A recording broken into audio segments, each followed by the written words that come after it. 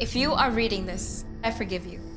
You have grown far from the heart of me, my child. Have lost the familiar love we held for one another in your first years of life. When you were young, you marveled at the plants and critters that ran across my bosom. You worshipped the water, swam up and down my rivers, drank from my rain, laughed at each first snow, begged for sun on the cloudy days. You didn't hesitate to sink your fingers into the mud of me and tickle loose little pebbles, droplets, seedlings, and worms. How you built a refuge for every wayward wanderer, lining the kitchen shelves with jars of lightning bugs and butterflies. You drank the breeze from my trees, the honey, sap, gum, with joy and ease. How you came to me, resting your head at my tender hearth, your weary body in my pockets. You loved me. You nurtured me before you knew what it was to nurture, tended me before you knew what it was to tend. Tiller, sower, farmer, green-thumbed little one, you knew me. Lately, you hurt me. You break and cut and tear into me, and I forgive you. For I am a part of you. Like your brothers and sisters before you and those who are close to me now, I forgive you. I forgive you again for the reaping you do with no intention to sow. Again, for the waste and greed and gluttony when you were young. You asked me why they do this. Once brothers and sisters, staining the earth with the blood of your people, shaking apart the branches of your family tree. You losing ground and hope all in one fell swoop. You turned to me, resting beneath the shade of date palms and magnolias. You begged me to make sense of it all. All I could offer you then was a promise that wherever you would go, you would find me. But now there's not much left for me to promise. They've dug pits into my sides, have stolen the rubies, gold, and diamonds Maya placed in my thighs. I do all I can to heal, but my weary body can't clear away the hurt so easily.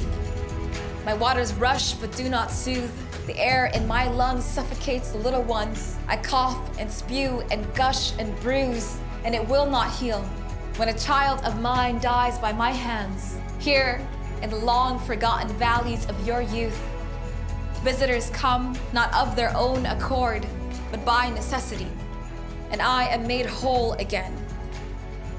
Abdul Ghani and Izdihara sink their hands into the mud of me. Saplings cling and I am whole again.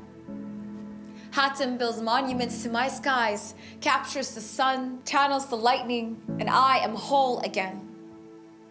Luca and Layatu fill their homes with fruit born of me. The children eat and grow and are healthy, and I am whole again.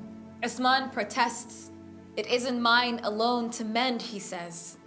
I need you to build and build again, to make new, to bring forth life from relentless earth, making an oasis from charred terrain, creating refuge from only scar tissue and lightning strikes. Let me be more to you than just a final resting place. Let me do more for you than call you home.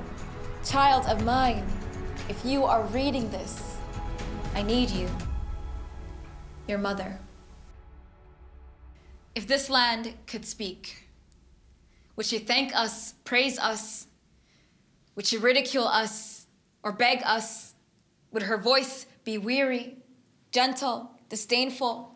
Would it shake with sorrow, with rage? I used to wonder at these things all the time. At 11 years old, I watched my neighbor's house crumble before my eyes. The floodwaters washed away the earth and clay most people use to build their homes.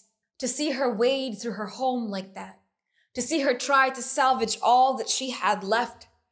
Our country was already locked in turmoil, and now the earth began to purge us too. If you could stop the next tornado from hitting your home, the next hurricane from wiping out your city, the next drought from starving your people, the next lightning strike from ending your life, wouldn't you?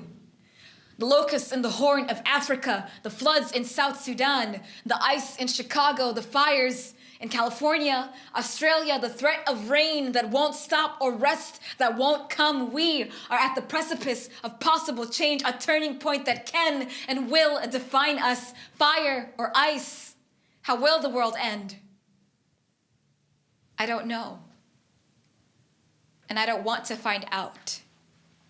Not in our generation, and not in the next.